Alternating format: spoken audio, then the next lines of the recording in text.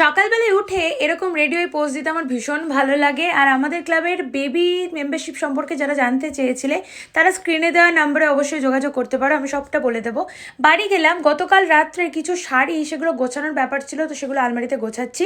এমন সময় স্নান করতে চলে গেল আর আমিও স্নান করে দিলাম। আজ তো মাথায় জল দিইনি।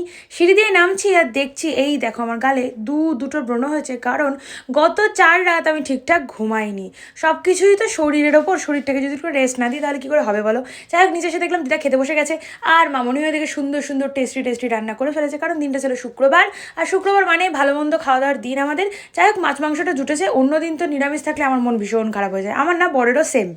সন্ধ্যাবেলায় আবার রেডি হয়ে বেরিয়ে যাচ্ছি ক্লাবের উদ্দেশ্যে। তার আগে ঠাকুমাকে টাটা বললাম, দিদাকে টাটা বললাম, মামনিকে টাটা বললাম, আর সবার শেষে চলে গেলাম ক্লাব। ফিরে রাত্রেবেলায় আমি আর কাকু খাবো রুটি, কারণ চিকেন কষা দিয়ে আমাদের দুজনের রুটি খেতে ভালো লাগছে, আর আমার বর খাবে ভাত। সবার শেষে ভুট্টুদের খাইয়ে চলো এবার ঘুমা।